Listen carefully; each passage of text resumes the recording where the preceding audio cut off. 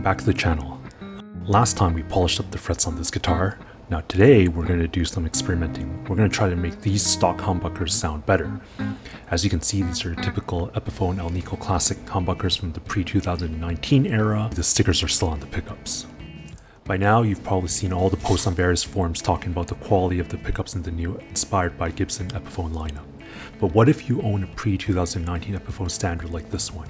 Or what if your current project or budget only allows for a second-hand Epiphone or maybe one of these other brands being sold on Amazon like Firefly, Bad Cat, Donner, or whatever other channels are reviewing? Chances are you're going to think about whether it makes sense to spend almost about 2/3 or more the price of your guitar on new pickups. So let's just get this out there first. These pickups are fine as they are, and they're completely adequate for making music. But today what we're going to talk about is one way to change the sound of your stock pickups to match the sound of a different set of pickups. We're going to try to make these pickups sound closer to the Burstbucker 2s and 3s that are in this Joe Bonamassa signature gold top. On the screen you can see the specs of the two sets of pickups that are being used for this video. Just a disclaimer, I will be actually changing out the pickups on the Epiphone eventually. What I'm going to show you is not a replacement for changing pickups at all. What it is, it's a means of getting you closer to a certain sound without having to spend any money, or if you're kind of in a transition period and you don't want to solder, or if you just don't feel like swapping pickups for the time being, this might be something that you can consider. Most of this can be done on any multi-effects unit or even any kind of EQ pedal or EQ unit. What I'll be using is the built-in EQ in the Helix, but if you have other units, it's the same methodology. What I'll be showing you isn't the only way of doing this. What I'm going to be doing is I'll be EQing everything before the preamp, but of course another way to do this is to EQ after the preamp, or if you're using something like a Helix, you can even EQ after the power amp and speaker simulation section as well. So with that, here are the tones that we have to start off with.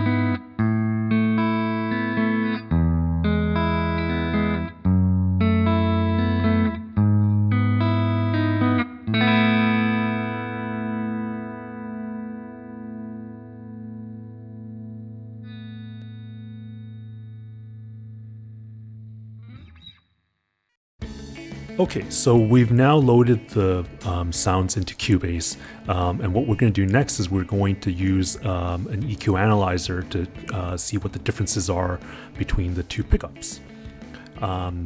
So what I'm using here is something called M-Freeform Equalizer. Obviously you can use the Cubase Pro's own EQ analyzer. I just happen to like using this particular software, so if you have the Cubase Pro version, it will be here as well in the EQ section. Okay, so we're going to load up the M-Freeform Equalizer. What this allows you to do is it allows you to compare and analyze two different sets of waveforms to see what the differences are in EQ so that you can match the EQ. The red is the source. They call it the source, but that's actually what you want to aim for. And green is the target. You can swap them if you want. So our source here would be actually the gold top, and so here it is.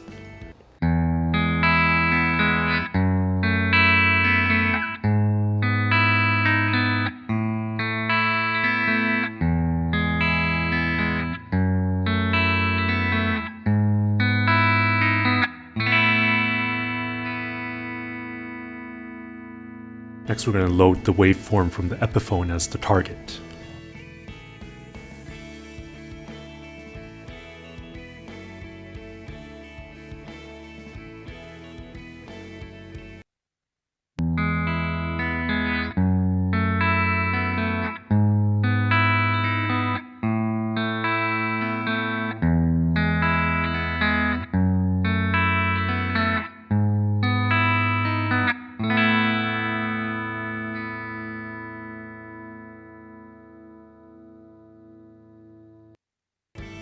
Alright, so now that we have both waveforms loaded in, you can take a look at the differences. You can see they're actually quite similar. So the two pickups aren't really performing all that differently.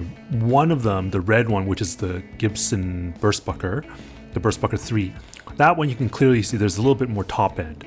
And that's really what attributes to the more sparkle you hear in the sound. And that's also the clarity in the pickup as well. Obviously, there's a little bit of a dip there. Here, this is like in the 350 or so, 375 hertz range. That also means some of the lower mids are being taken out so that it's not as boomy as well.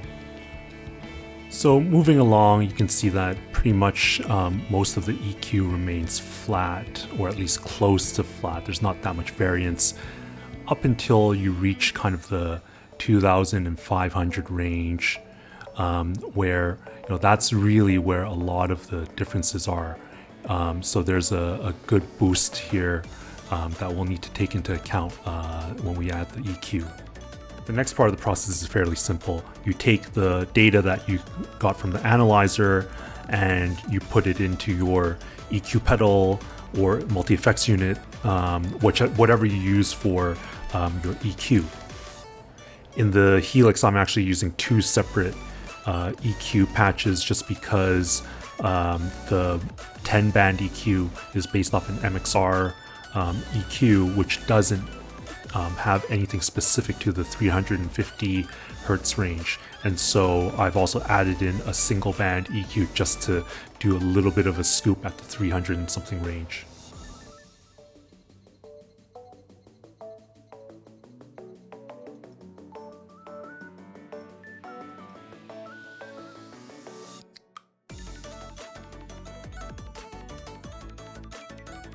So the same applies for the neck pickup as well. We're going to just take the measurements and then we're going to add in those differences in a patch for the EQ.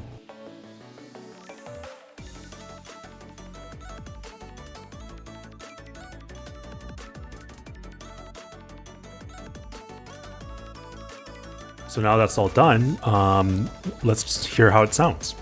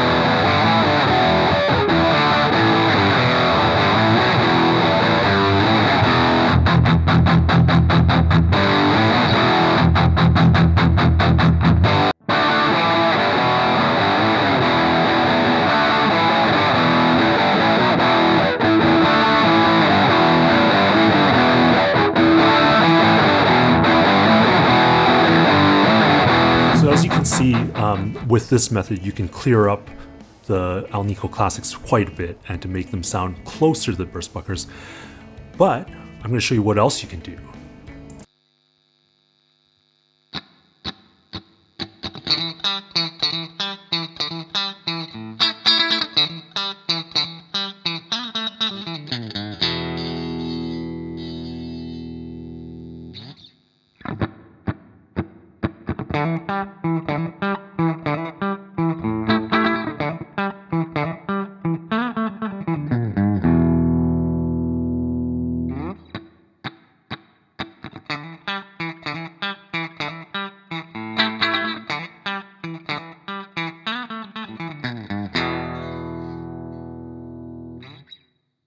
So hopefully that gave you some idea on how you could unlock different tones in your guitar. Thank you for watching as always. Please like and subscribe, and we'll see you in the next video.